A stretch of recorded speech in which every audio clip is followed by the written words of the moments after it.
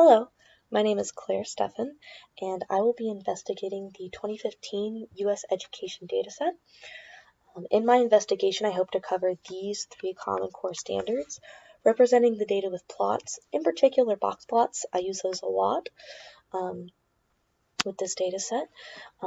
I also will go over the shape of the data in relation to its mean and median and its interquartile range, as well as interpreting how that shape changes in relation to the outliers. So with that, I will exit out of this PowerPoint whenever my computer decides to comply. And here I am with my data. The first thing I do is arrange this data in a hierarchy because we're particularly interested in the south and west regions. They have lovely weather and would be a great place to live if you're looking to settle down.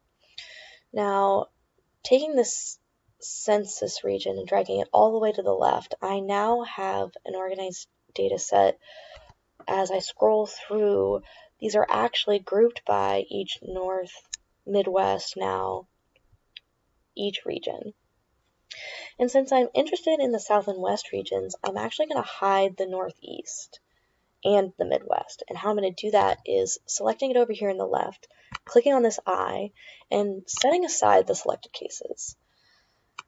Now, as we can see, that is removing the points from the graph, so those won't be accounted for in our analysis, but that's kind of the point. One of the other things that I found useful is being able to color this graph by census region, because I was never very good at geography and I don't know where the cutoff is for South and West states, unfortunately. But CODAP makes that really easy. I can just drag census region over my map and now it's all colored, which is just lovely. The first variable that I'll really be investigating is average salary. So I'll drag that variable to my x-axis. Let's go ahead and set up a box plot. I always include my outliers. So with a box plot, this center line represents our median. This left tail represents the lower 25% of our data.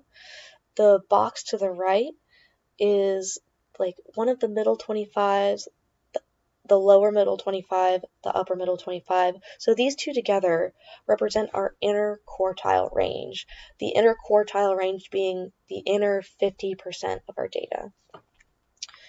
This upper tail, along with the outliers, is the upper 25% of our data, and we can see that if we actually remove those outliers again and they connect to a full bar. This is our top 25% data. Now, we can see that this is sort of tails off to the right here, but to actually show this for sure, we're going to throw our mean up there. Our mean falls pretty significantly to the right of our median, and that tells us that we have a right skew on our data. Now, I can use a similar strategy as I did with the map to investigate the differences between the South and the West. We can see that the South also kind of trails as well as the West, but it's still actually kind of muddled. We see that there's a greater clustering of South over here, and the West is a little more spread out, so I want to be able to view these box plots separately. I'm going to drag census region to my y-axis, and that separates these box plots quite nicely. So West has a slightly skewed data set. The mean is slightly to the right of the median, but the South is really the kicker. This is a pretty positively skewed, right-skewed data set with the mean significantly further to the right of the median. And even though the South has a higher average salary, the highest average salary of the two, the West being 71,000 and the West being 73, or the South being 73,000. That doesn't necessarily mean that the South is paid more. As we can see, the mean for the South is around 51,000, while the mean for the West is about 53,000. We also see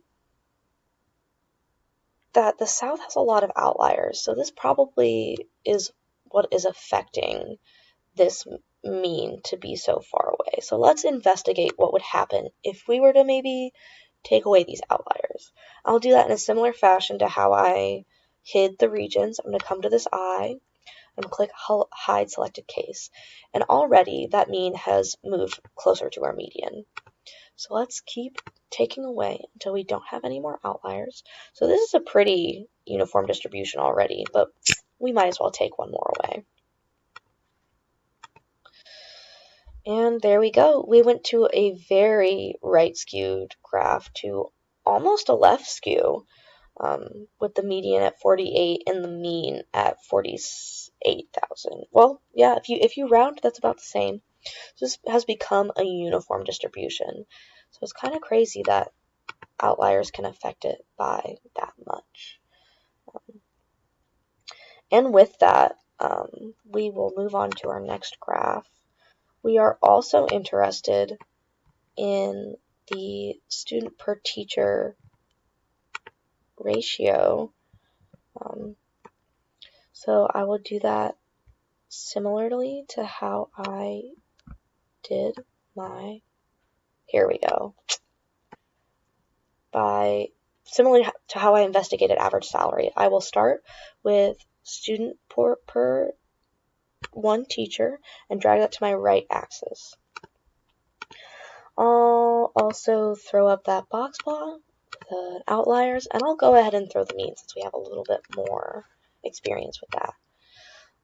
So this is slightly right skewed. The mean is right here to the right of the median, and we can see in the shape that this tails off to the right.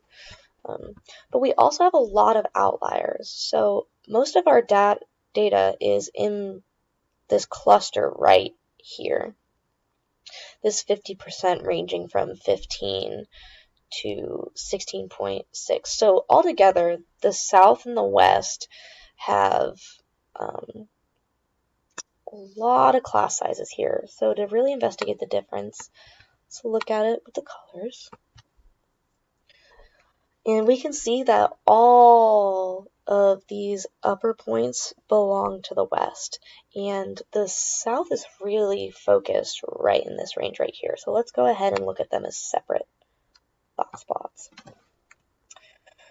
Now, even though these two together had a right skewed distribution, separately they're both pretty uniform. The West having a really wide spread from 22.5 from 12.4. So that's covering a lot of ground, while the South stays in between 12.3 and 16.5.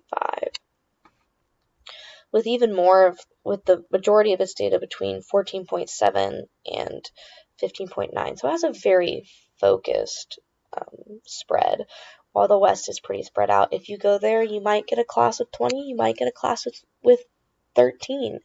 It's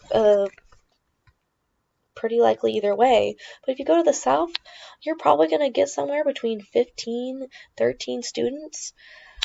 It's a little more easy to guess. So if I'm looking to teach, I'm going to look at one of the higher salaries. I've always looked into wanting to go to the West, so let's look at that.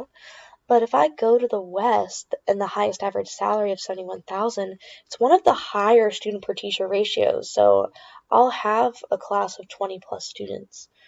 But if I come to the South and stay on the West Coast with my family at 73,000, I have one of the lowest class sizes at 12.3 in the District of Columbia. So pretty close to my family, good pay and a low class size. I'd be happy to teach there.